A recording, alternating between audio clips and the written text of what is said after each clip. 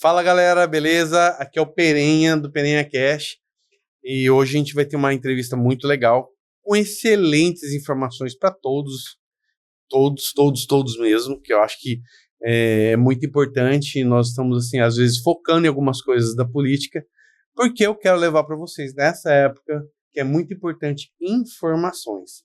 Agora vamos lá, não se esqueça, compartilhe nossos vídeos. Ó, o sininho é importante, tá? E deixa o seu recado, que a gente vai estar respondendo.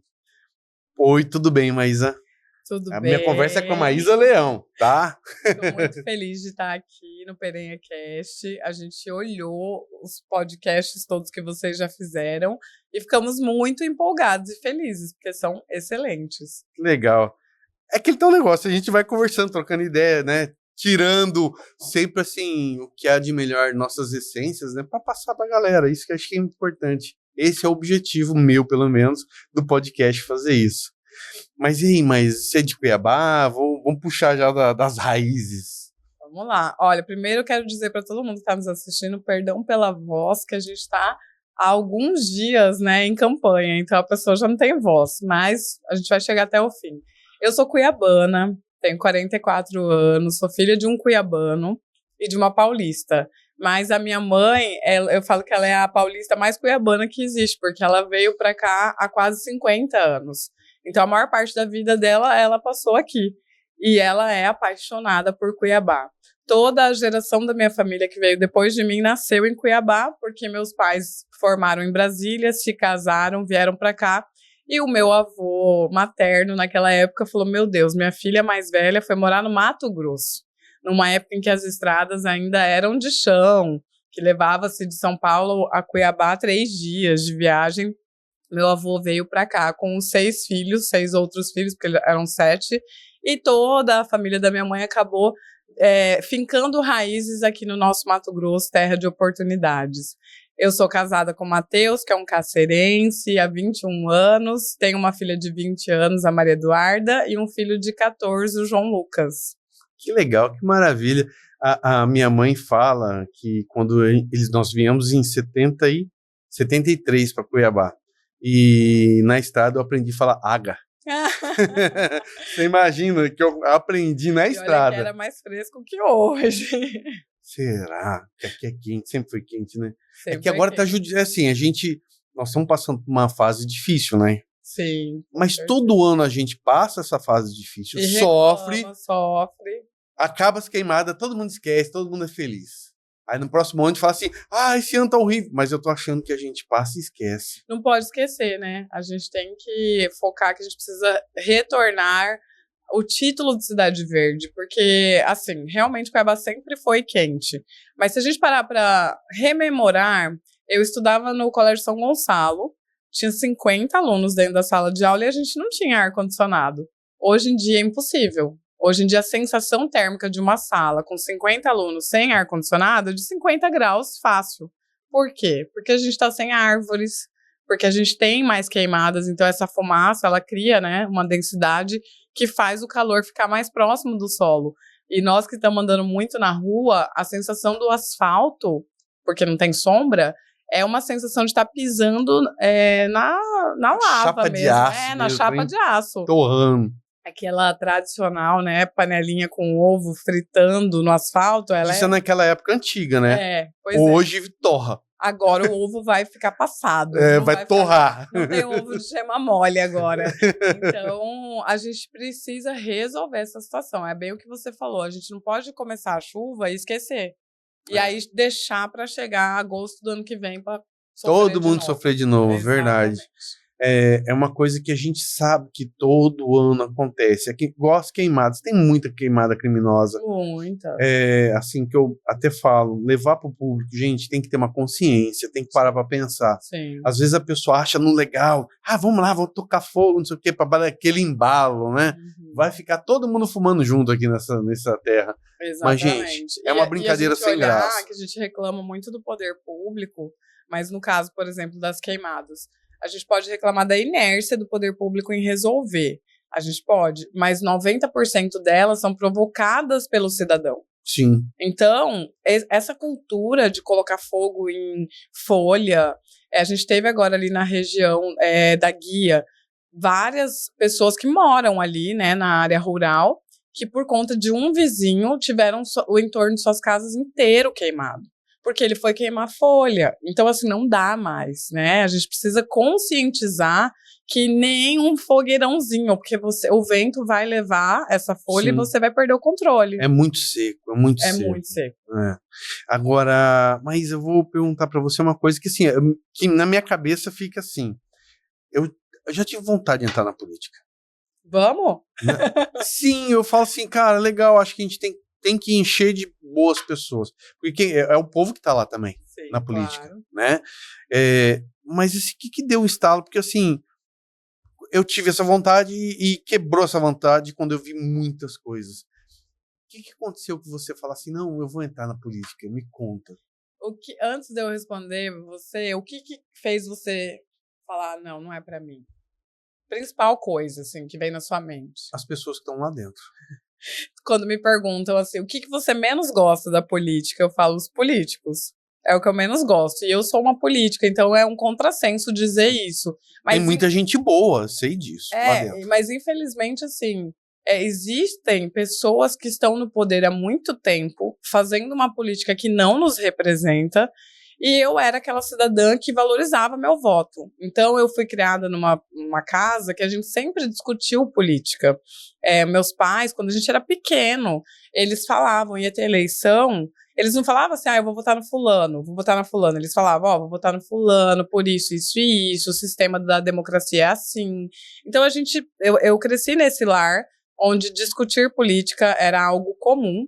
Então, eu sempre me considerei uma cidadã participativa, votei desde os meus 16 anos, porque eu vejo muito hoje uma apatia dos jovens, muitos jovens, assim, 16 anos, não sou obrigada, não vou tirar o título. 18 anos, vou votar tudo em branco, não vou nem olhar porque ninguém presta. Então, esse universo me incomodou muito, de não acreditar mais em ninguém. Então, esse era um ponto. Mas eu tinha uma barreira. Eu pensava que, para eu concorrer, eu precisava ter milhões de reais. Não é o caso. E eu precisava ser parente de alguém ou ser apadrinhada, amadrinhada por algum político. E eu olhava o universo dos políticos e não tinha um político que eu falava assim, olha, esse aqui poderia ser meu padrinho. Esse aqui eu admiro. Dante de Oliveira era uma pessoa que eu admirava muito. Mas ele, né, não está mais entre nós. Então, em 2019... eu, muito ativista, sempre fui por ter sido criada nessa família, fazia parte de associações, então eu tinha uma associação que eu ajudei a fundar, que foi a APOC, a Associação de Apoio aos Pacientes Oncológicos. Eu sou mãe atípica, então eu faço, né, a gente já teve que protestar por muitas coisas para garantir o direito dos nossos filhos, fazer também um acolhimento das pessoas em vulnerabilidade financeira, então eu atuava nesse terceiro setor.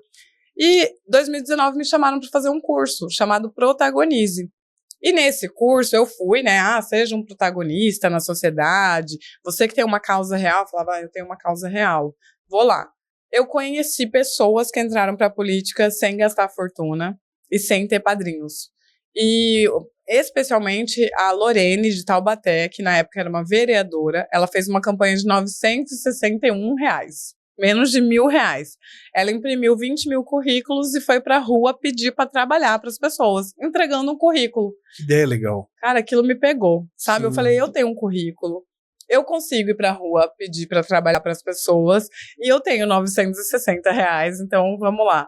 Foi isso que me quebrou aquela barreira do não é pra mim, é impossível chegar lá. A partir do momento que eu vi que era possível, eu falei, por que não? Né, vamos testar. E fui em 2020, eu venho do marketing, eu sou educadora digital, sou mestre em marketing, eu usava o marketing para propagar os meus clientes e os meus alunos, porque eu tenho uma escola de marketing digital, somos digitais. Falei, eu vou usar o que eu sei do marketing, que eu usei até hoje para varejo, na política, vou pegar o currículo e vou para a rua pedir voto. E foi o que eu fiz. E tive 1.520 votos e fiquei como primeira suplente na minha primeira eleição. A sua primeira. A primeira eleição.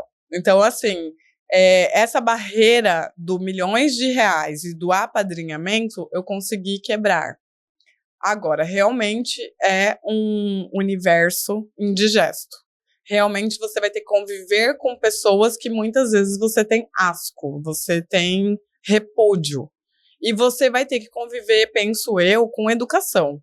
Porque, para mim, essa política de gritar, a política da cadeirada, Sim. que hoje está em voga, ela não resolve problemas. Então, não ia adiantar eu chegar na Câmara de Cuiabá e falar, ninguém presta aqui, eu vou chutar o pé na porta. Eu sou uma pessoa aguerrida, sou, sim, faço um discurso duro, muitas vezes, com os meus colegas, mas eu sou respeitosa. Meu pai e minha mãe me ensinaram a ter educação.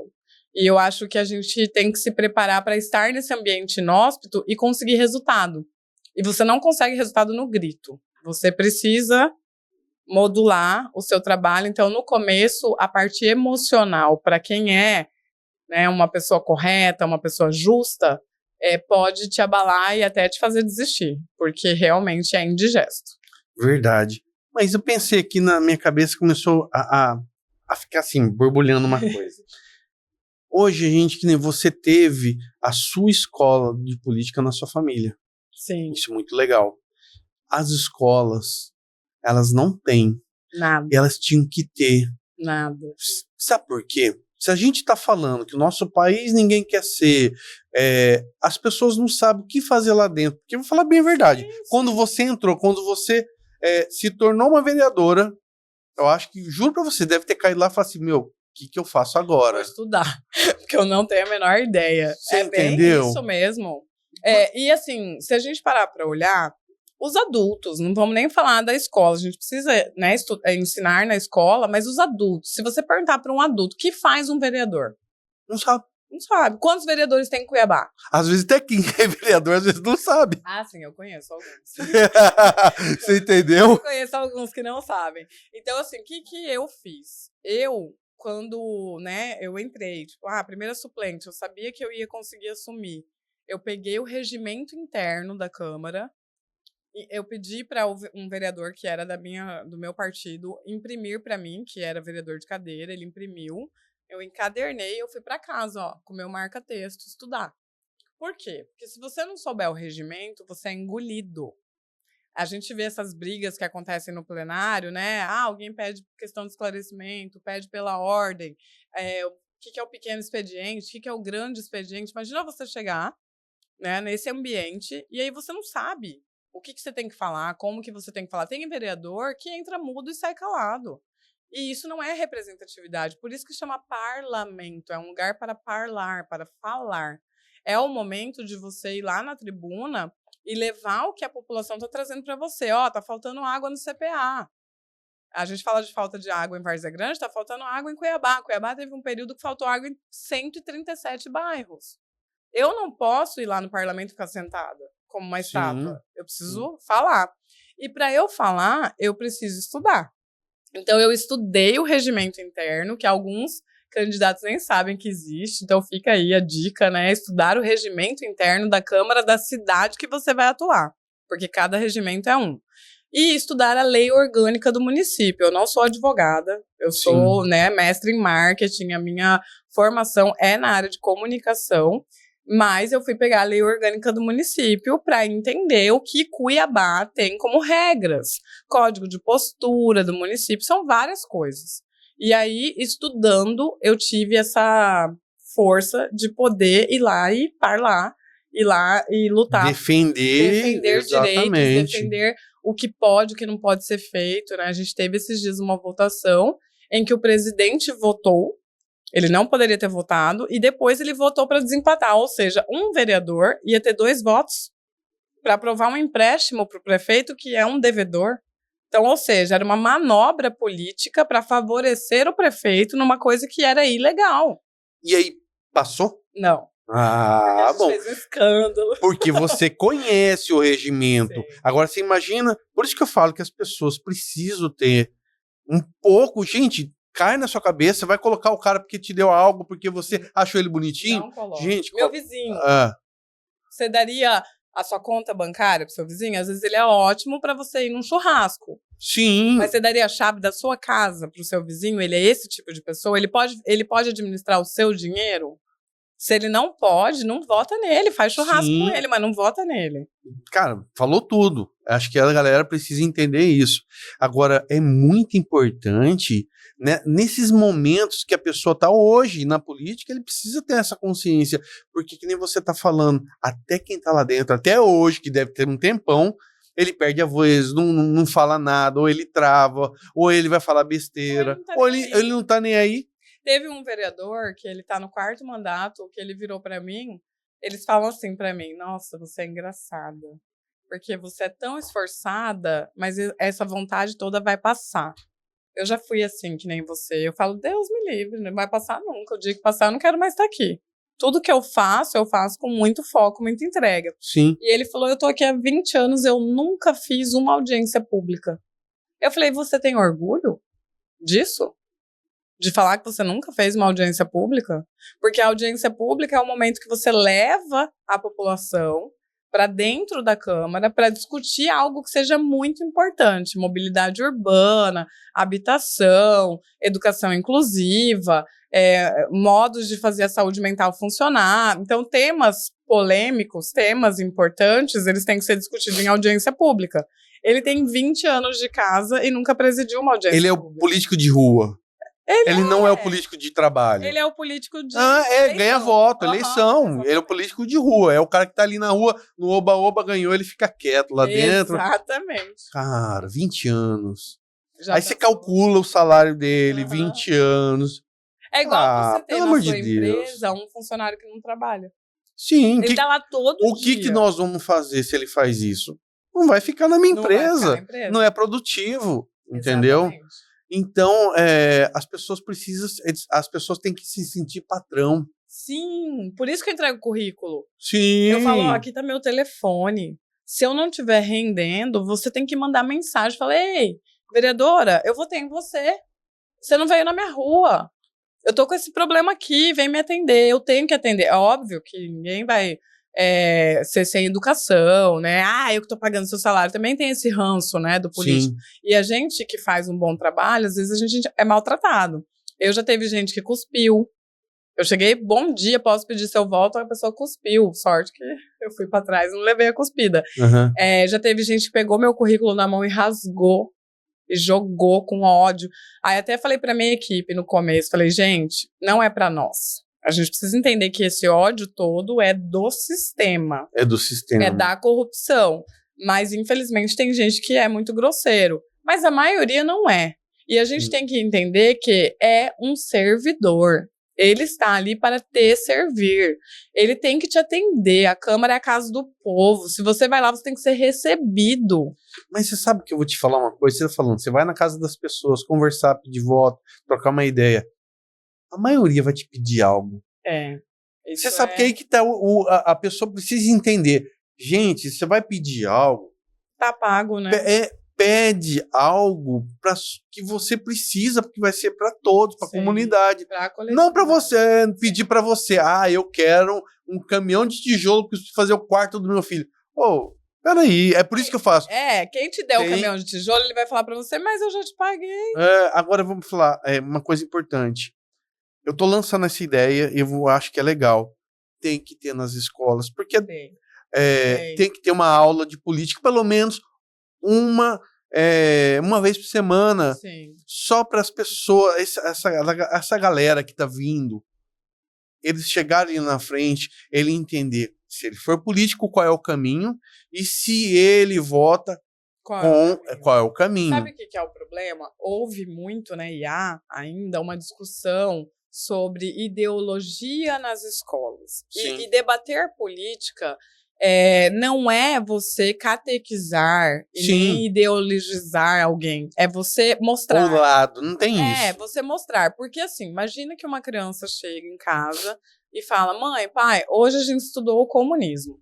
Na cabeça do pai e da mãe dessa pessoa, da maioria hoje, seria assim, meu Deus, estão falando para minha filha ser comunista. Não, a gente estudou o comunismo, a gente estudou o fascismo. O que é? A gente estudou o liberalismo, a gente estudou o que é. O que é? O que um deputado faz, o que um senador faz, então, assim, o que o presidente faz. Quer dizer, o que é para você criar o seu entendimento. Então, é óbvio que o Estado é laico, né? Os professores precisam ser muito responsáveis com aquilo que passam. Então, a gente precisava ter na nossa ementa escolar o que antigamente era uma educação moral e cívica, que eu acho que nem cabe esse nome mais. Teve um nome que era sigla, agora eu não vou lembrar, que eu estava falando para você da memória. Tinha o ensino religioso. O SPB, isso mesmo. O SPB, que era a educação moral e cívica, eu acho que nem é esse o nome, mas a gente tem que ter uma educação que mostre direitos civis.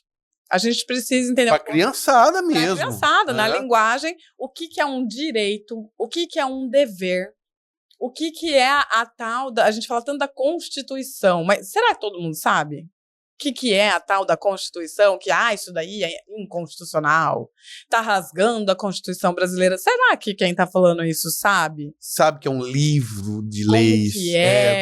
Que rege o nosso país. As pessoas falam assim, isso aí fere o artigo 5º. Será que ele sabe o que é o artigo 5º? Fere, enfia a faca no artigo.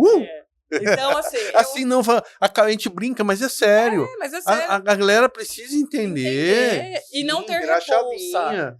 No meu gabinete, né, eu sou uma vereadora da inclusão e da diversidade. No meu gabinete, eu tenho contratados pessoas de direita e pessoas de esquerda convivendo lá. Eles não brigam, não?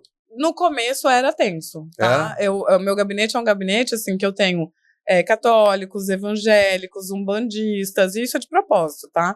Eu tenho pessoas com orientações sexuais diferentes, eu tenho pessoas com origens diferentes, pessoas que vieram de uma origem de muita escassez, de muita vulnerabilidade financeira, outras que não, que tiveram uma origem mais abastada, pessoas que vieram do mundo corporativo. Que legal. Então, assim, é um gabinete diverso. Aí a gente fala, que legal. Não é legal, né? Porque no começo teve os conflitos. Uhum. E aí a galera teve que aprender a conviver. Eu falei, gente, aqui não tem certo e errado.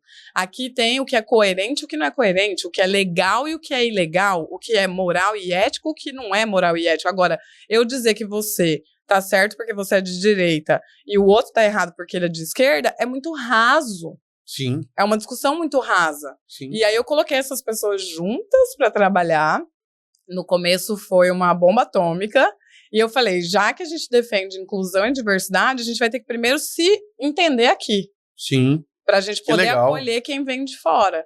Aí eu posso falar que eu defendo a diversidade e a inclusão. Aí as pessoas viram amigos. Exatamente. Se respeitam. Isso, se respeitam e depois começa a ver que não tem nada a ver. Cada um tem que respeitar a ideia do outro. Pronto. Exatamente. Mas é isso que o nosso país está precisando. Muito. Nosso país está precisando as pessoas respeitarem. Parar de brigar em família. Parar de brigar.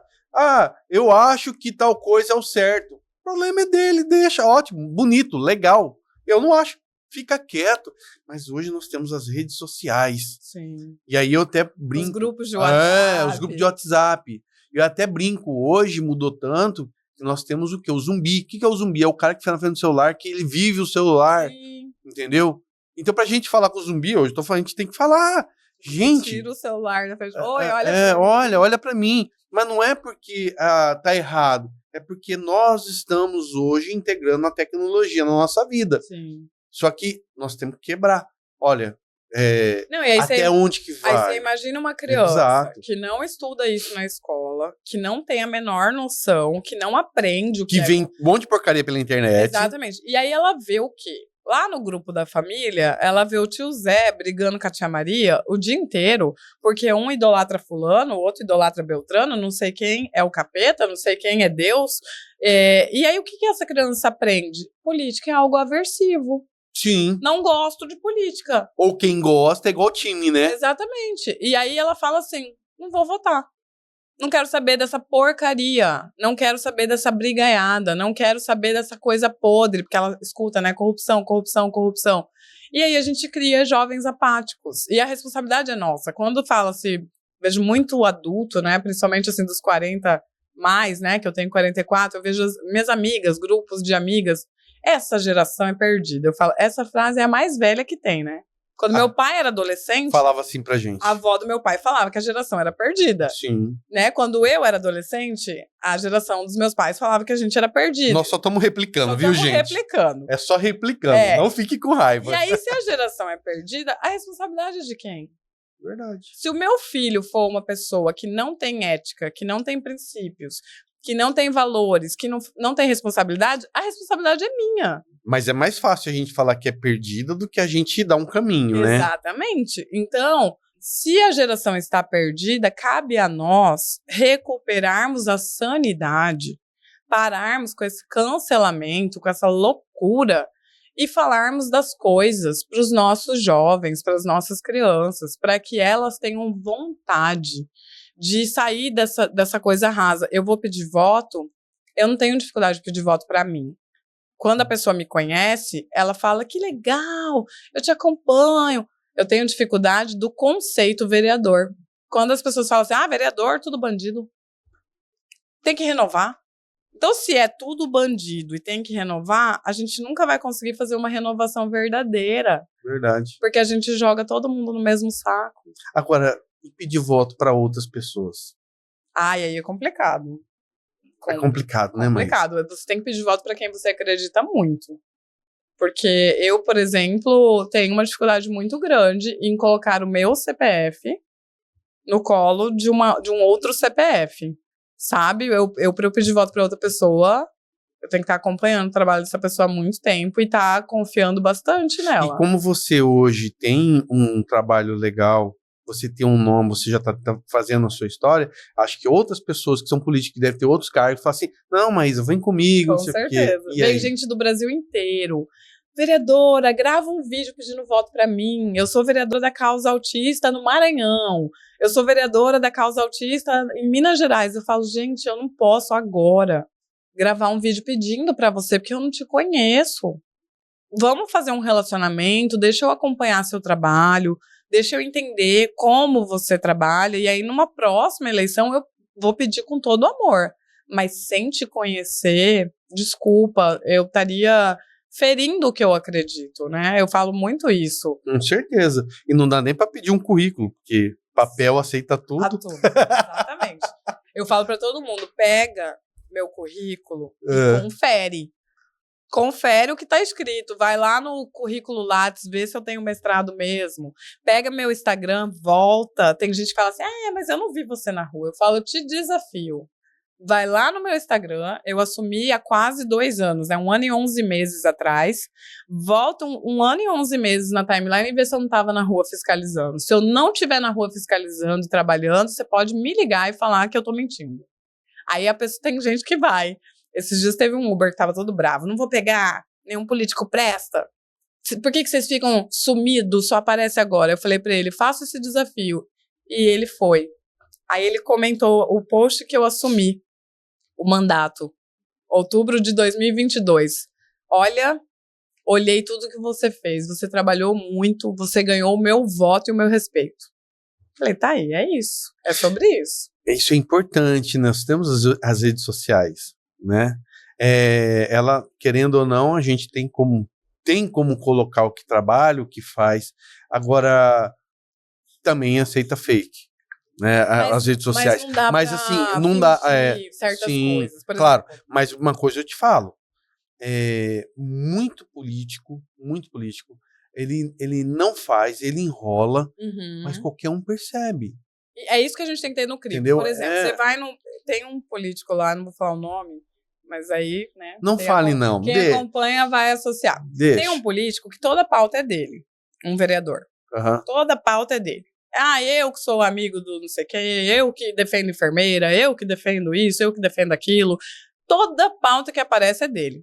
Se você for olhar o Instagram dele, se você for olhar as redes sociais dele e a atuação dele na Câmara, você vai perceber que ele só fala. O que você vai ver dele? Você vai ver ele na rua falando, eu estou aqui na rua tal, resolvendo tal coisa. Aí você vai vê-lo na porta de uma UPA, eu estou aqui na UPA tal. Você não vai vê-lo com a mão na massa. Resolvendo o problema, ajudando, quem precisa. Suando. Ele vai estar de camisa branca, a camisa não vai ter um suor. É o que eu falei. Você vai ver que ele parou lá na frente e falou que aquela pauta é dele. Então, assim, é impossível uma pessoa entrar na minha rede social e não ver a verdade. Porque o meu time e eu estamos na rua, estamos fazendo ação social. Eu disponibilizei 800 vagas de capacitação empreendedora para mulheres. Ah, será que foi 800? É só voltar lá e conta o número de eventos e ver a plateia e ver a mulherada interagindo, aprendendo. É palestra de finanças, é palestra de redes sociais, não tem como eu mentir, tá lá. Então, se você entra na rede social desse político e só tem ele falando, não tem uma prova social dele fazendo, você vai ver que é fake. Essa história do você só aparece na época da política, na verdade, todo mundo só aparece na época da política porque todo mundo trabalha. Sim, claro. As pessoas também têm que entender um pouco isso. Mas a gente tem que... O político, ele tem que ser transparente. Tem que ser transparente, ele tem que prestar conta. Mas quando ele chega nessa época, é claro que você vai ter que correr atrás. Assim Fica com raiva. Não, mas é a hora de você correr atrás e falar assim, eu fiz, tô aqui. A pessoa fala assim, a gente foi numa empresa, lá no industriário. A empresa fica numa rua que é sem saída. Então ali só tem a empresa. Aí o cara falou pra mim assim, por que você não veio aqui antes? Eu falei, mas o que eu ia vir fazer aqui na porta da empresa? Eu fui no seu bairro. Onde você mora? Ele falou, eu moro lá no Pedra. Eu fui lá no Pedra. Fui lá na Policlínica do Pedra. Fui lá fazer fiscalização. Fui lá denunciar o asfalto da Rua 30 que nunca fica pronto e todo mundo promete, fala que é o dono. Fui lá denunciar aquele lixo que tem ali na Praça Central e o abandono da Praça Central do Pedra. Fui lá falar da escola que estava com o portão quebrado. Agora, o que eu ia vir fazer aqui na porta da empresa, numa rua sem saída? Falar, oi, te dar bom dia. Tô aqui. Então, também a gente tem que tomar cuidado para não ser generalista, né? Claro, não, isso que eu tô falando. As pessoas precisam entender, né? Claro que nessa época todo mundo vai sair na rua pedir voto. É o normal, é o trabalho, né? Senão também não vai ganhar. Se você ficar aqui, quieto, eu não vou falar com ninguém, porque senão todo mundo olha para mim e fala assim, você está aqui só por causa da política. Se você fizer isso, quer dizer, vai ter aquele que vai ficar lá na cabecinha das pessoas falando merda. E tem uma coisa, assim, vou até te perguntar para ver se você concorda. O que você acha do pessoal triste com a bandeira? Cara...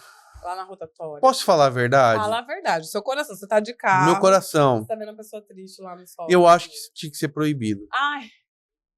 Você sabe por quê? Não, no fundo do coração. É um desrespeito à dignidade humana, né? Tem duas situações ali, tá? Duas situações. Todo mundo tá sem dinheiro. Quem tá ali tá precisando. Ninguém tá ali feliz.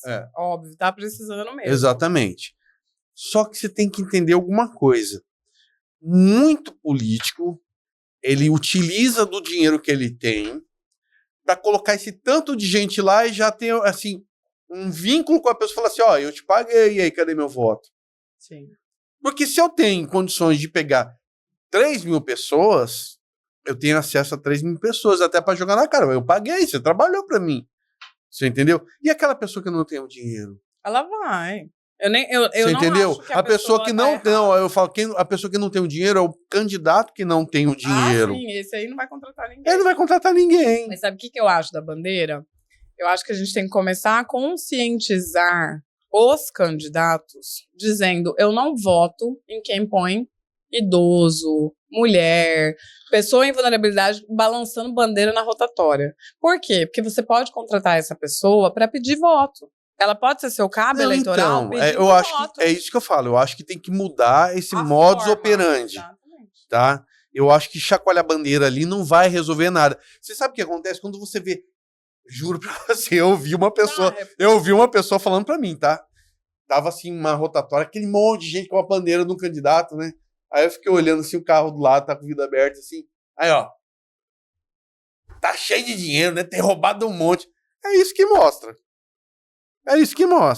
E a outra coisa que a gente tem que pensar é assim, você tá vendo a pessoa lá, e aí se você parar pra olhar, tem sempre um cara vigiando, sim, filmando essas pessoas, né, muitas delas estão lá meio monitorando, assim, e aí não parece aquela coisa da escravidão? Sim. Que tinha lá o senhor que ficava com o chicote na mão para ver se a pessoa tá balançando direitinho e tirando foto e filmando. Esses dias uma passou mal na rotatória ali do... Sim, com esse tempo de Cuiabá, tá louco.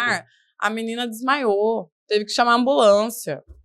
Então, esse tipo de política também, Não concordo. para mim, acabou isso Não aí. concordo. Eu acho que tem que tirar essa ideia de bandeira. Tinha que ser porque é o seguinte, tem tantas opções ilegais. Legais. Vamos capacitar essa galera pra ir Sim. pra rua conversar. Falar, olha, eu tô com esse candidato aqui.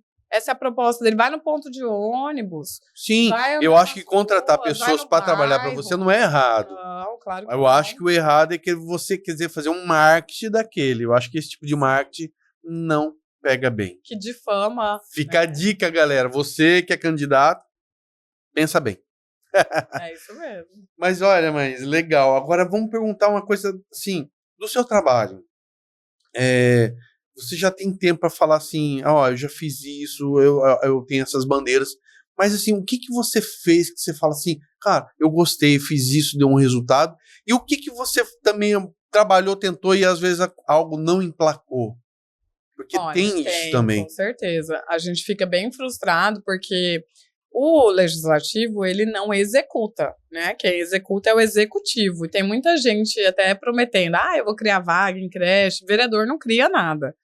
O vereador, ele indica, o vereador fiscaliza e ele julga. Então, assim, o que eu fiquei muito feliz? Uma lei que eu aprovei, que é a lei do fluxograma da jornada do autista. É um nome complexo, mas resumindo, o que ele é?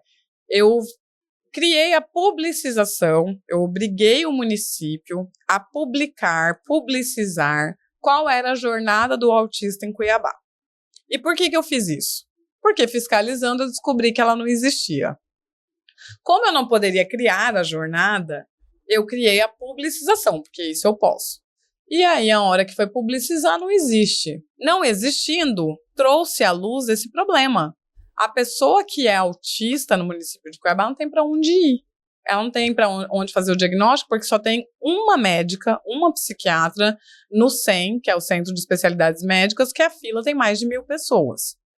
Em terapias, temos 89 vagas, num município que já tem 1.400 crianças laudadas e certamente umas 6.000 na espera de um laudo. Então, se a gente pegar escolas municipais e estaduais, então a gente tem aí um universo só de autismo, fora TDAH, outras neurodiversidades, dislexia, descalculia, doenças raras. Se a gente pegar no universo de uma cidade que tem 618.000 habitantes e que a gente certamente tem umas 10.000 pessoas aí, crianças e jovens que precisavam de terapia, a gente tem 89 vagas, essa minha lei fez com que o Ministério Público criasse um TAC, um termo de ajuste de conduta, e hoje está sendo construída a jornada do autista. Que bom. Então isso é um grande ganho. Verdade. A gente tem um CAPS 3 sendo construído, que vai acolher pessoas com transtornos mentais 24 horas, com o leito. A gente tinha que ter isso há muito tempo em Cuiabá, e isso é fruto dessa fiscalização. Então, isso são coisas que eu tenho muito orgulho. Eu criei o cadastro profissional da pessoa com deficiência. É uma grande dor da pessoa com deficiência não ser inserido no mercado de trabalho. E a gente tem uma lei que impõe a cota, né, de pessoas com deficiência. Mas o que acontece? As empresas vão lá e falam, olha, eu não encontro. Eu até queria contratar uma pessoa com deficiência, mas eu não encontro, esse currículo não chega até mim. E aí, através dessa lei que eu apresentei, o município de Cuiabá vai ser obrigado a ter no site do município, Cuiabá, o cadastro profissional das pessoas com deficiência. Então, agora a gente vai ter um momento de colher, né, de estimular, de publicizar isso para as pessoas irem lá e escrever seus currículos. Vai funcionar como um cine das pessoas com deficiência. E aí, você, empresário, olha, eu preciso contratar uma pessoa com deficiência. Você vai lá, você vai pegar o currículo que melhor encaixa naquela vaga que você tem, você vai chamar a pessoa para uma entrevista e essa pessoa vai ser inserida no mercado de trabalho com uma solução simples e barata. A gente, como empresário, a gente sabe que na nossa empresa a gente tem vários braços. Claro. Né? E existe um benefício para você contratar essa pessoa, sim, correto? Mas eu acho assim, o que você tem que fazer não é procurar o benefício, mas sim você trazer a pessoa e encaixar essa pessoa em algo que ela vai ser útil. Claro, não é, né? Por pena. Porque se eu vou colocar a pessoa, eu vou jogar uma pessoa ali, não, porque vai ter um benefício. Não. eu acho que é muito importante também a conscientização do empresário. De responsabilidade social isso, também, né? de encontrar algo que vai encaixar para aquela pessoa, Sim. que também torne ela feliz e útil para aquela empresa. Né? Isso é Sim. muito legal. Agora, você está trabalhando muito sobre isso, você deve estudar muito sobre o autismo, né? Como você estuda muito, por quê? Eu vou fazer uma pergunta que às vezes, por que está aumentando tanto o autismo hoje? Porque eu vejo assim, hoje a gente já tem uma idade, na nossa época, quando a gente tinha os nossos 20 anos, a gente não via tanto, né? Tem vários fatores. Qual que será que é um fator que O primeiro você deve... fator é que a gente vivia numa sociedade manicomial. Então, as pessoas que tinham filhos autistas, esquizofrênicos ou com algum tipo de paralisia cerebral, alguma deficiência intelectual, múltipla, física, elas escondiam seus filhos em casa. Aí a gente falava assim na vizinhança, não sei se você vai lembrar, ali tem uma criança especial. Tem um louco. Falava assim, eu lembro. Também. Tinha, Então, todo porque mundo da minha avó, eu morava em Araçatuba, tinha um cara lá que todo mundo falava assim. Cuidado, porque ali mora um louco. Esse louco era o quê? Era uma pessoa esquizofrênica, sem tratamento. Então, na sociedade manicomial, o que se fazia com uma pessoa com problema? Que era assim que falava, né? Especial, com problema, louco, eram, né, os termos que a gente hoje sabe que são capacitistas, preconceituosos. Você escondia. Você não levava o seu filho com deficiência para a escola, para a rua. Você colocava ele num quarto e você tinha lá o quarto da pessoa com deficiência que ficava escondida. Essa era a sociedade que a gente tinha. Quando você tinha acesso, você internava num hospício. Pessoas, a gente tem até hoje, tem poucos, mas a gente ainda tem algumas pessoas que estão no Adalto Botelho há 30 anos. Não tem para onde levar, porque a família desapareceu. E mesmo a gente tendo a lei antimanicomial, que é dos anos de 2020 para cá, né, foi uma grande luta na década de 90, e de 2020 para cá, é proibido no Brasil você ter esse tipo de internação permanente. Né? Você não exclui mais da sociedade essas pessoas. Então, esse é um ponto. Então, a gente não via as pessoas com deficiência, principalmente intelectual, paralisia cerebral, autismo, porque elas estavam escondidas. O segundo ponto é que a gente não tinha informação.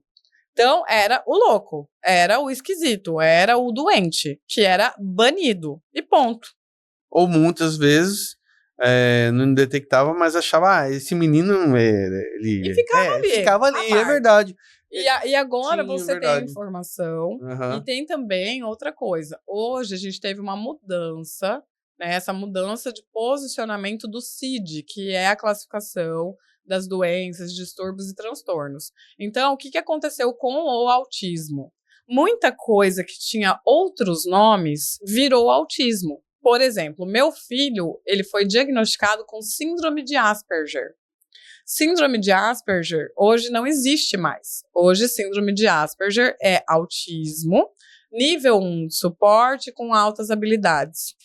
O que era o Asperger? Eram os pequenos gênios, né? Que todo mundo fala que todo autista é gênio. Não é verdade. Muitos autistas têm deficiência intelectual. A gente tem que entender que cada autista é de um jeito, por isso é um espectro. E muitas coisas que tinham outros nomes, hoje são classificadas como autismo, entram no CID do autismo, porque isso foi definido pelo DSM-5, que é esse manual que classifica. E a gente tem mais informações, porque, por exemplo, o pediatra do meu filho não diagnosticou o autismo dele, porque ele não estudou autismo na faculdade, nem na especialização em pediatria. Então, não é que aumentou, aumentou por causa de tela, aumentou por causa de comida, aumentou por causa de... Não. É bom de saber disso. O autismo é uma condição genética, tá? Que pode, sim, se desencadear por situações da vida, né, uma gravidez traumática, um trauma durante a vida, mas a pessoa tem que ter a genética lá dentro. Ninguém vira autista porque sofreu um trauma. Entendi. Ele tinha a genética. E tinha um gatilho. E aí teve um gatilho. Sim. Aí, ok. Então, é 1 para cada 36. Essa é a realidade. Por que a gente não conhece 1 para cada 36 autistas? Por que numa sala que tem 100 pessoas, a gente não vai ter ali 3 autistas? Porque eles não foram diagnosticados. Só por isso. Eles já existem, eles já são autistas desde a década de 80, só que não se tinha o conhecimento para tal. E também a gente precisa entender que existe um exagero? Existe. Pode ter diagnóstico errado? Pode. Existe um super diagnóstico? Existe, mas isso é muito menos do que os que não estão laudados. Tem muito mais gente que é autista e que não foi laudado do que gente que foi laudado errado. Entendi. Maísa, eu quero te agradecer. Nós já tivemos uma boa conversa. Olha, sinceridade, adorei te conhecer, tá? Acho que assim, é muito importante a gente conhecer pessoas, ver que tem pessoas que estão aí batalhando pelas pessoas. E é o seguinte, eu não tô, que nem eu falo assim, porque muita gente fala assim, mas você tem que, quando você pegar um político, você tem que ir lá, botar na parede. Não. Pode me botar na parede. Não, mas sabe o que é legal? Eu acho que todo mundo tem a sua essência. Entendeu? E se alguém faz algo errado, faz alguma coisa que não agrada as pessoas, vá atrás, pesquise. Meu objetivo aqui é trazer coisas boas, né? Então eu sempre vou estar nesse lado. Quero te agradecer, foi muito bom. E eu acho que tem muita coisa legal e está aqui aberto para outras vezes que nós tivemos assim, conversas legais para trazer para o público. Tá bom? Eu que agradeço a oportunidade, agradeço a todos que estão nos assistindo. Se vocês quiserem, a gente pode vir várias vezes. Eu acho que esse canal que você abriu, para as pessoas poderem conhecer também o lado humano do político, conhecer o bastidor, só vai ajudar, só vai agregar, né? Numa sociedade onde a gente tem muita desinformação, onde a gente tem muito grito. Eu acredito, sim, que quanto mais grito, menos argumento. Sim. Né? Então, se a gente tiver mais espaços, como o Perenha Cast, para as pessoas assistirem, aprofundarem e terem vontade de participar melhor da sociedade, a gente vai certamente criar uma sociedade melhor. Valeu, obrigado. Obrigada tá? a você. Tchau, tudo de bom. Galera. Sim. Que legal, obrigada. O aroma que você está sentindo aqui no nosso estúdio, né? Então, você leva para casa, né? É um mimo do Perenha Cast. Galera, é o seguinte, hoje nós temos um mimo, tá? Para todos vocês. Deixa eu sentir. De quem que é o mimo? Afetaroma. Eu ia falar. Afetaroma. Ai, que delícia. Adorei. E eu amo aroma, né? Lá no gabinete eu saio aromatizando tudo. Eu quero agradecer a Afetaroma, tá? Por estar aí nessa parceria com nós. E é isso aí. Estamos levando um pouco de Afetaroma para sua família. Obrigada. Valeu. Galera, obrigado por tudo, tá? Valeu. E não se esqueça, compartilhe nossos vídeos, deixe seu recado que a gente vai estar respondendo, tá? Tchau.